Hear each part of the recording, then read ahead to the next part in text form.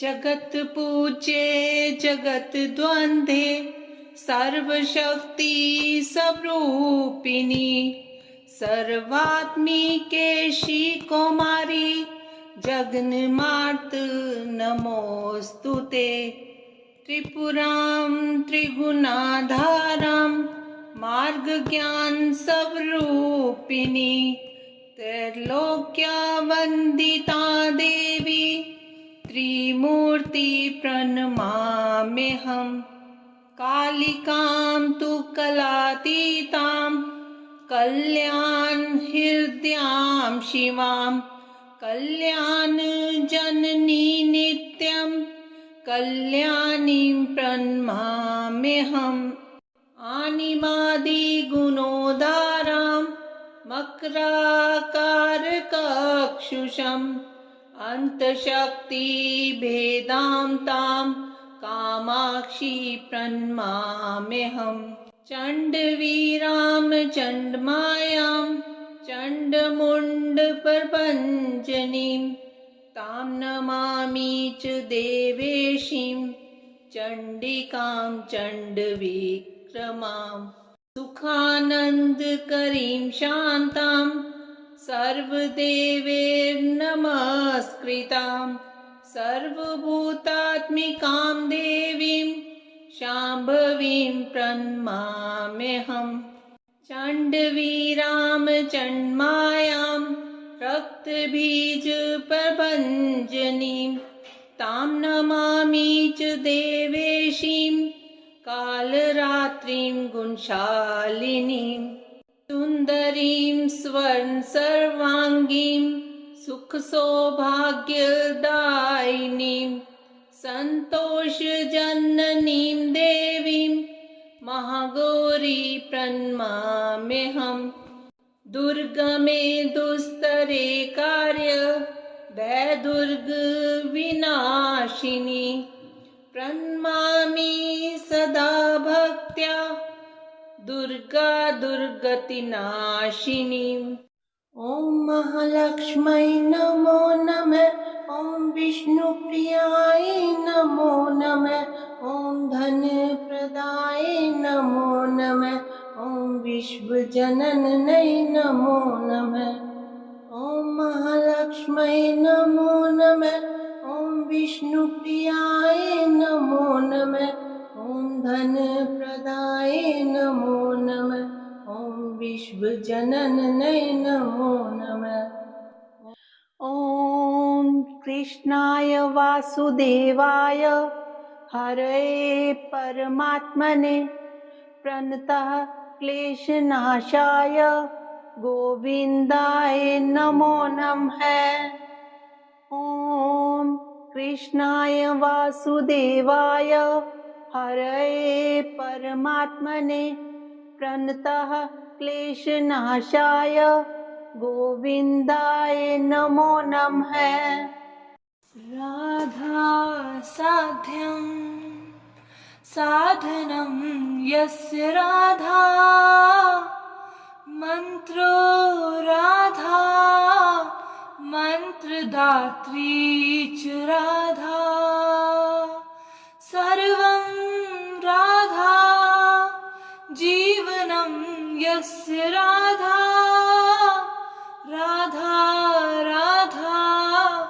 वाचिकं तस्य शेषम्।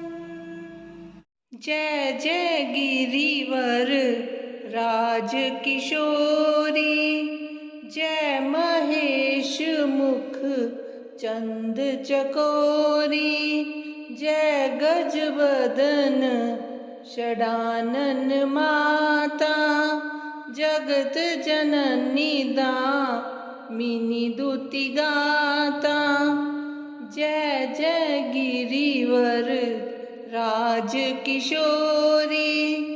जय महेश मुख चंद चकोरी जय गजवदन षडानन माता जगत जननी दामिनी दुति गाता। निशुम्भ शुम्भ मर्दिनीं प्रचण्ड मुण्ड खण्डिनीं वनेरने प्रकाशिनीं भजामि विन्ध्यवासिनीं त्रिशूल रत्नधारिणीं धराविघातहारिणीं ग्रहे ग्रहे निवासिनीं भजामि विन्ध्यवासिनीं दरिद्र दुःखहारिणीं सतां विभूतिकारिणीं वियोग शोकहारिणीं भजामि विन्ध्यवासिनीं लसत्सुलोललोचनां लतां सदा वरप्रदां कपालशूलधारिणीं भजामि विन्ध्यवासिनीं करे मुदा गदाधरां शिवां शिवप्रदायिनीं वरावराननां शुभां भजामि विन्ध्यवासिनीं ऋषीन्द्रजामिनप्रदातिर्दास्यरूपधारिणीं जले स्थले निवासिनीं भजामि विन्ध्यवासिनीं विशिष्टसृष्टिकारिणीं विशालरूपधारिणीं महोदरां विशालिनीं भजामि विन्ध्यवासिनीं पुरन्दरादिसेवितां मुरादिवंशखण्डिनीं विशुद्धबुद्धिकारिणीं भजामि विन्ध्यवासिनीं सुमनसवन्दितसुन्दरि माधवी चन्द्रसहोदरि हेममये मुनिगणमण्डितमोक्षप्रदायिनि मञ्जुलभाषिणि वेदनुते पङ्कजवासिनि देवसुपूजित सद्गुणवर्षणि शान्तियुते जय जय हे मधुसूदन कामिनि आदिलक्ष्मि सदा पालय माम् अहिकलिकल्मषनाशिनि कामिनि वैदिकरूपिणि वेदमये क्षीरसमुद्भव मङ्गलरूपिणि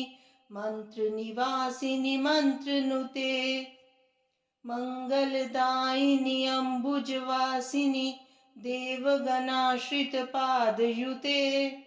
जय जय हे मधुसूदन कामिनि धान्यलक्ष्मि सदा पालय माम् जय वरवर्णनि वैष्णवि भार्गवि मन्त्रस्वरूपिणि मन्त्रमये सुरगणपूजित शीघ्रफलप्रद ज्ञानविकासिनि शास्त्रनुते भवभयहारिणि पापविमोचनि साधुजनाश्रितपादयुते जय जय हे मधुसूदन कामिनि धैर्यलक्ष्मि सदा पालय माम् जय जय दुर्गतिनाशिनि कामिनि सर्वफलप्रद शास्त्रमये रथगज तुर्गपदादि समावृत परिजनमण्डित लोकनुते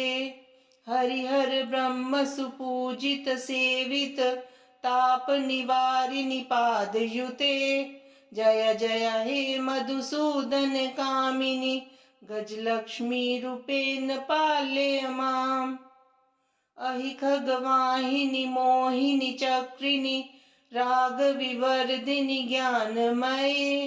गुणगणवारिधि लोकहितैषिणि स्वरसप्त विभूषित गाननुते सकल सुरासुर देव मुनीश्वर मानव वन्दित पादयुते जय जय हे मधुसूदन कामिनि संतान लक्ष्मी त्वं पालय माम् जय कमलासनि सद्गतिदायिनि ज्ञान विकासिनि गानमये अनुदिनमर्चित कुङ्कुम धूसर भूषित वासित वाद्यनुते कनकधरा स्तुति वैभव वन्दित शंकर देशिक मान्य पदे जय जय हे मधुसूदन कामिनि विजयलक्ष्मी सदा पालय माम् प्रणत सुरेश्वरी भारती भार्गवी शोक विनाशिनी रत्नमये मणिमय भूषित कर्ण विभूषण शांति समावृत हास्य मुखे नवनिधि दायिनी कलिमल हारिणी कामित फल प्रद हस्त युते जय जय हे मधुसूदन कामिनी विद्यालक्ष्मी सदा पालय माम् धिमि धिमि धिन धिमि धिन धिमि धिन धिमि दुन्दुभिनाद सुपूर्णमय घुम घुम घुम घुम घुम घुम घुम घुम शंख निनाद सुवाद्य नुते वेद पुराण इतिहास सुपूजित वैदिक मार्ग प्रदर्श युते जय जय हे मधुसूदन कामिनी धन लक्ष्मी रूपेण पालय माम् ओम जयंती मंगला काली भद्रकाली कपालिनी दुर्गा क्षमा शिवा धात्री स्वाहा स्वधा नमोस्तुते जय त्वं देवी चामुंडे जय भूतार्ति हारिणी जय सर्वगते देवी कालरात्रि नमोस्तुते मधुकैटभ विद्रावी विधात्री वर्धे नमः रूपं देहि जयं देहि जशो देहि द्विषो जहि महिषासुर निर्नाशी भक्तान् सुख दे नमः रूपं देहि जयं देहि जशो देहि द्विषो जहि रक्त बीज वदे देवी चंड मुंड विनाशिनी रूपं देहि जयं देहि जशो देहि द्विषो जहि शुंभ साइव निशुंभस्य धुर्माक्षस्य च मर्दिनी रूपं देहि जयं देहि जशो देहि द्विषो जहि वंदितांग्री युगे देवी सर्व सौभाग्यदायिनी रूपं देहि जयं देहि जशो देहि द्विषो जहि अचिंत्य रूप चरिते सर्व शत्रु विनाशिनी रूपं देहि जयं देहि जशो देहि द्विषो जहि न तेभ्यः सर्वदा भक्त्या चंडिके दुरितापहे रूपं देहि जयं देहि जशो देहि द्विषो जहि स्तुवद्भ्यो भक्तिपूर्वं त्वां चंडिके व्याधिनाशिनी रूपं देहि जयं देहि जशो देहि द्विषो जहि चंडिके सततं ये त्वां मर्च्यन्ति हि भक्तितः रूपं देहि जयं देहि जशो देहि द्विषो जहि देहि सौभाग्यम् आरोग्यं देहि मे परमं सुखं रूपं देहि जयं देहि जशो देहि द्विषो जहि विदेहि द्विषतां नाशं विदेहि बलमुच्चकेः रूपं देहि जयं देहि जशो देहि द्विषो जहि विदेहि देवी कल्याणं विदेहि परमां श्रियं